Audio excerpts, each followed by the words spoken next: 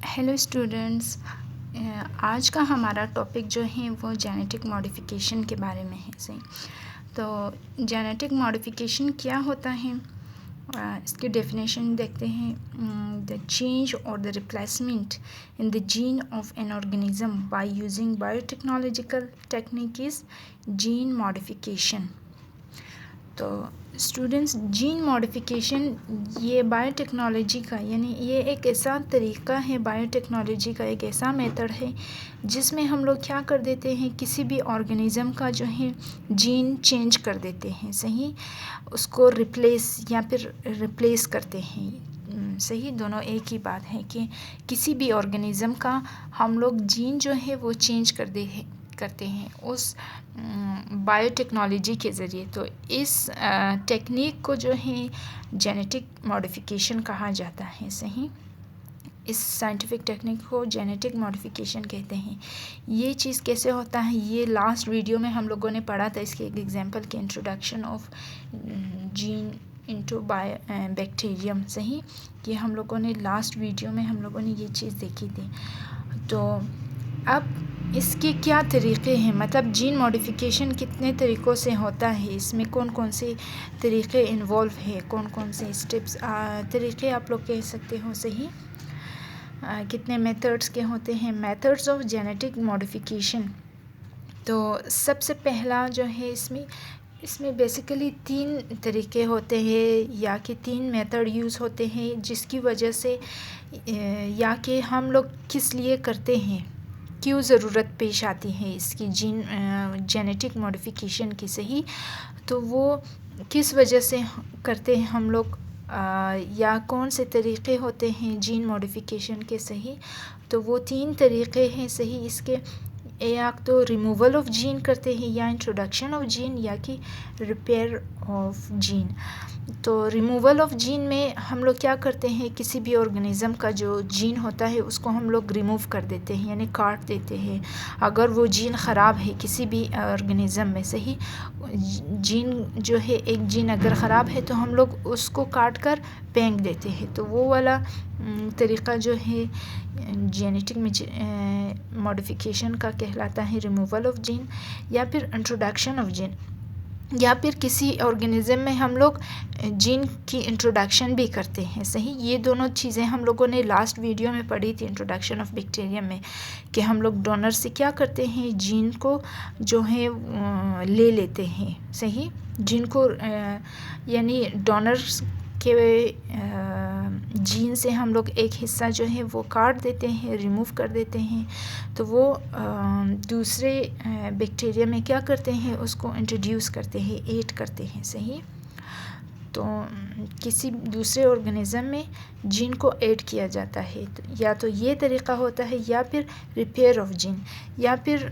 जो किसी भी ऑर्गेनिज़म में जो जीन मौजूद है अगर वो ख़राब हो गया है तो उसकी रिपेयरिंग करते हैं, मतलब वो दोबारा उसका इलाज आप लोग इस तरीके से कह सकते हो कि ट्रीटमेंट के ज़रिए जो है उस जीन को सही किया जाता है। अगर कोई जीन ख़राब है किसी ऑर्गेनिज़म में, सही, तो उसको जो है बायोटेक्नोलॉजी के ज़रिए यानी जेनेटिक मॉडिफिकेशन के तरीके के ज़रिए से ही उस जीन को रिपेयर किया जाता है। तो ये 3 तरीक़े हैं जिसकी वजह से जो है ये जेनेटिक मॉडिफिकेशन किया जाता है। सही, तो अब जेनेटिक मॉडिफिकेशन जो है किस लिए करते हैं, क्योंकि ये अगर किसी ऑर्गेनिज़म में कोई करैक्टरिस्टिक्स हम लोगों ने चेंज करना है तो उस वजह से जो है ये जेनेटिक मॉडिफिकेशन किया जाता है। मतलब कि अगर हमें कोई डिज़ायर्ड प्रोटीन चाहिए किसी भी ऑर्गेनिज़म में,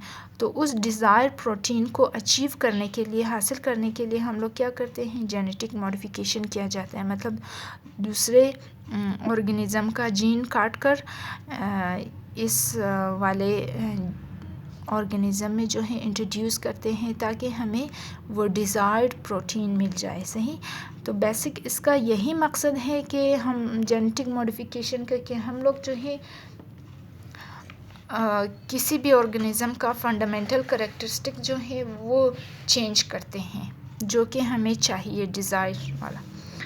तो इसके एग्जांपल में क्या क्या चीज़ें आती हैं जेनेटिक मॉडिफिकेशन में, सही।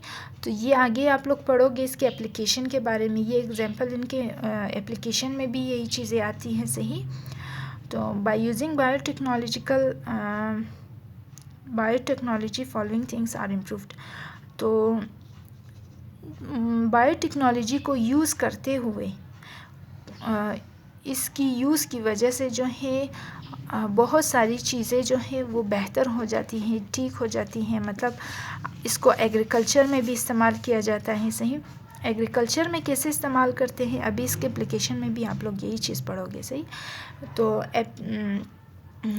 बायोटेक्नोलॉजी को एग्रीकल्चर में कैसे इस्तेमाल किया जाता है, जैसे अगर कोई ख़राब क्रॉप्स हैं, सही, ख़राब वाली क्रॉप्स हैं, कोई अगर वीट गंदम की कोई फसल है तो वो सही ग्रो नहीं कर रहा है, उसकी फसल जो है सही तौर पर नहीं आ रही है, अच्छी क्वालिटी की नहीं है वो क्रॉप्स।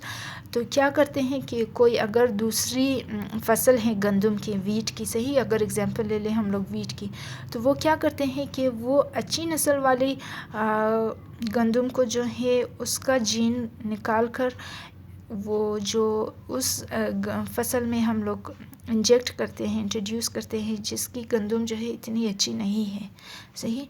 तो ये इस तरीके से एग्रीकल्चर में इस्तेमाल होता है। मतलब फ्रूट्स वग़ैरह में भी इस्तेमाल होता है कि जो कि अच्छी वाली क्वालिटी की नहीं है, तो वो दूसरे प्लांट से या दूसरे दरख्त से या दूसरे फसल से अच्छी वाली जीन या सीड निकाल कर दूसरे में जो है वो इंट्रोड्यूस करते हैं। तो ये इस किस्म से एग्रीकल्चर में इस्तेमाल होता है जेनेटिक मॉडिफिकेशन से ही।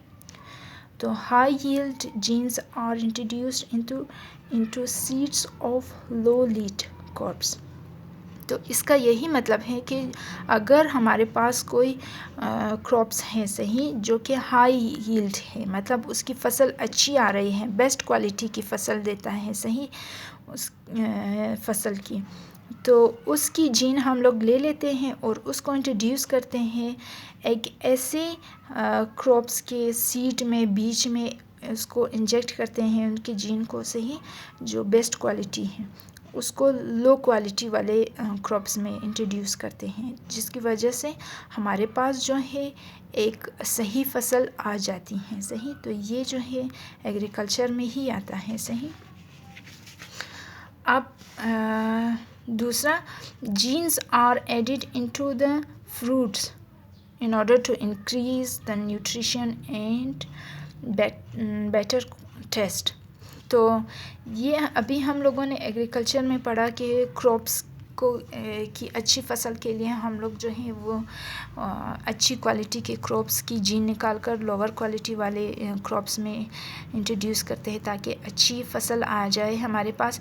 तो बिल्कुल इसी तरह हम लोग जो है कोई फ्रूट अगर हमारे पास है जो कि अच्छी क्वालिटी का है, सही, तो उसका जीन निकाल कर हम लोग ऐसे फ्रूट में इंजेक्ट करते हैं, इंट्रोड्यूस करते हैं जिसकी क्वालिटी इतनी अच्छी नहीं है।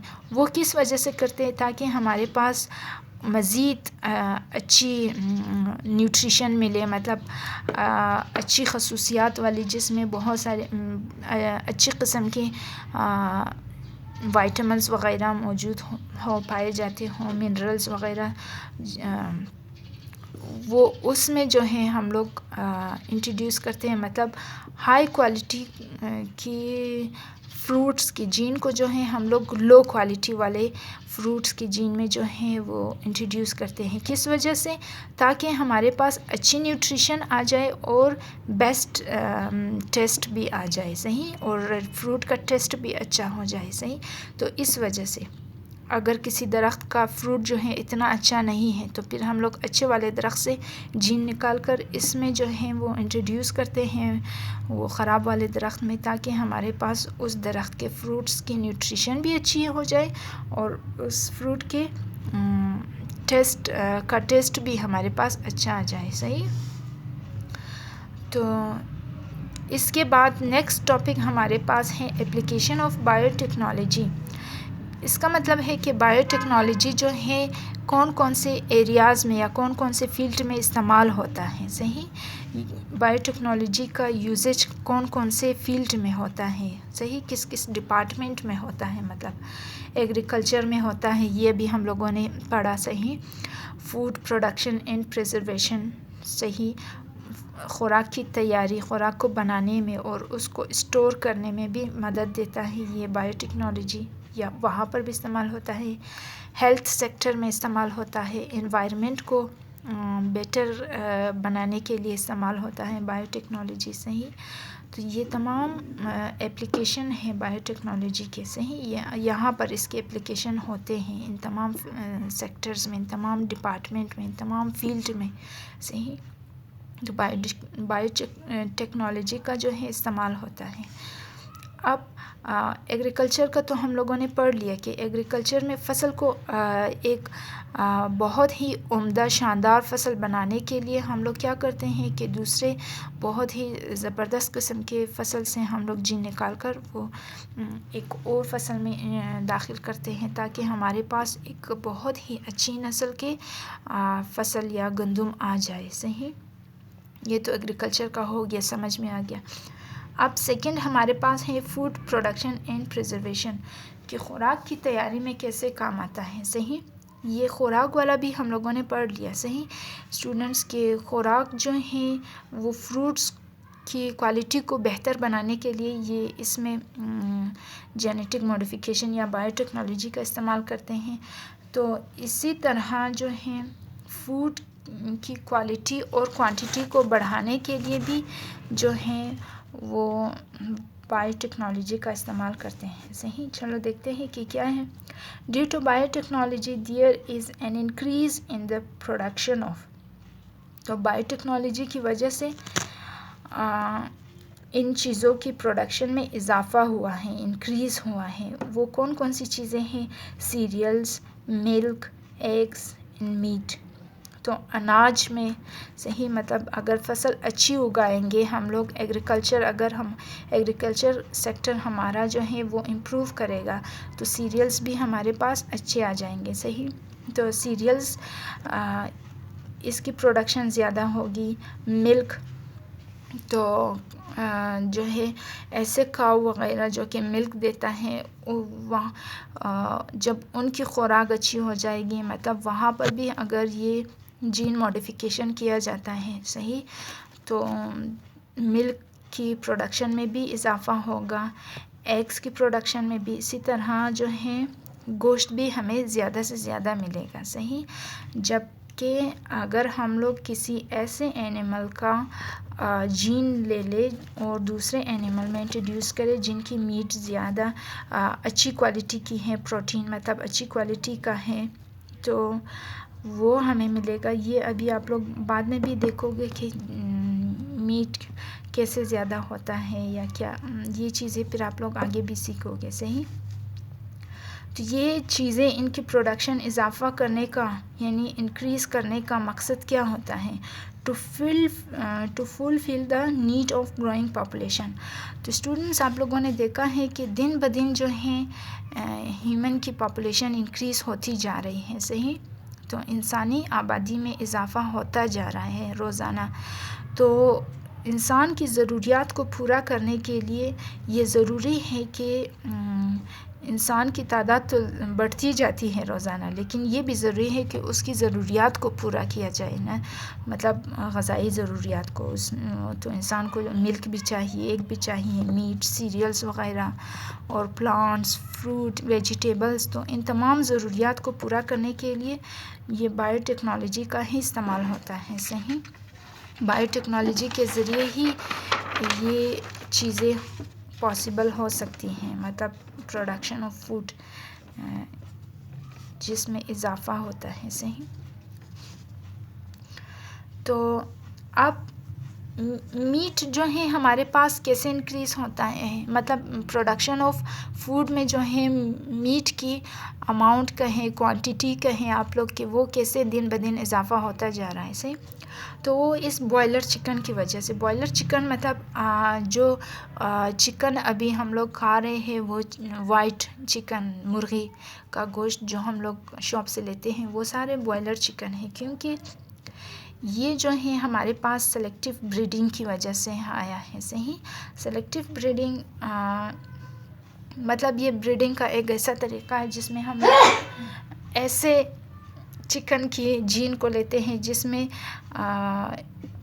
हम लोग बाद में चिकन की मतलब मुर्गी की, हैन की ऐसी जीन को लेते हैं जो कि हमें उससे बाद में डिज़ायर्ड करेक्टरिस्टिक्स चाहिए, प्रोटीन वग़ैरह हमें चाहिए। सही, ऐसा चिकन अभी जो चिकन हम लोग ले रहे हैं उसमें अच्छी खासी मीट होती है। सही, तो वो जो है कैसे आता है, वो इस सेलेक्टिव ब्रीडिंग की वजह से कि वो ये बॉयलर चिकन जो है इस सेलेक्टिव ब्रीडिंग के अमल से हमारे पास आया है। सही, तो ये लेयर चिकन और बॉयलर चिकन ये दोनों जो है सेलेक्टिव ब्रीडिंग की वजह से हमारे पास आए हैं।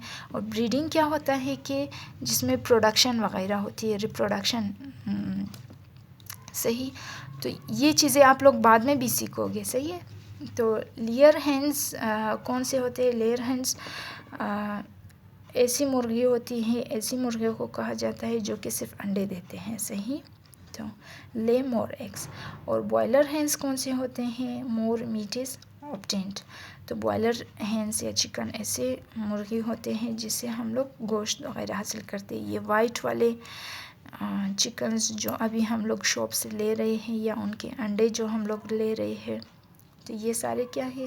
बॉयलर चिकन के ही एक और मीट होते हैं जो कि हम लोग ले रहे होते हैं। सही, अब जो खुराक वग़ैरह बन जाती हैं उनको प्रिज़र्व करना भी ज़रूरी है। तो प्रिज़र्वेशन का मतलब है टू स्टोर समथिंग। सही, प्रिज़र्वेशन का मतलब ही है स्टोरेज। जो खुराक बनाया जाता है, जो भी वेजिटेबल्स, फ्रूट वग़ैरह वो बन जाते हैं। सही, तो उनको देर मुद्दत तक, देर वक्त तक उसको महफूज रखने के लिए भी कुछ चीज़ों की ज़रूरत होती है। कुछ ऐसे केमिकल्स, गैसेस वग़ैरह आप लोग कह सकते हो, हवा, जो कि उस फ्रूट को या उस वेजिटेबल को देर हद तक स्टोर कर सकता है। तो वो जो है हमारे पास उसकी स्टोरेज के लिए ज़रूरी होती हैं। तो ये हमारे पास प्रिजर्वेशन कहलाता है। सही, जिसमें जो है हम लोग जो भी बेटर क्वालिटी के फ्रूट्स वग़ैरह बनाते हैं, प्रोडक्शन करते हैं, तो उसको बवक्त ज़रूरत काम आने के लिए जो हम लोग स्टोर करते हैं उस प्रोसेस को प्रिजर्वेशन कहते हैं। सही, तो जैसे हम लोग टिन में टमाटर को किसी भी डब्बे में टमाटर को प्रिज़र्व कर लेते हैं, जैसे जूसेस वग़ैरह हम लोग दुकान से लेते हैं। सही, वो सारे क्या हैं? फ्रेश जूस तो नहीं है, फ्रेश टमाटर पेस्ट तो नहीं है, वो क्या है? सारे वो प्रिजर्वेशन के प्रोसेस से ही उसे जो है वो स्टोर किया जाता है। सही, प्रिजर्वेशन में क्या करते हैं? Production of better quality fruits, vegetables. जब ये अगर इनकी प्रोडक्शन हो गई है better quality fruits and vegetables की, अब बारी आती है उनकी स्टोरेज की। देयर स्टोरेज और preservation become possible due to biotechnology. तो उनकी स्टोरेज किस वजह से पॉसिबल हो जाती है? बायोटेक्नोलॉजी की वजह से वो हमारे पास स्टोर होता है देर हद तक।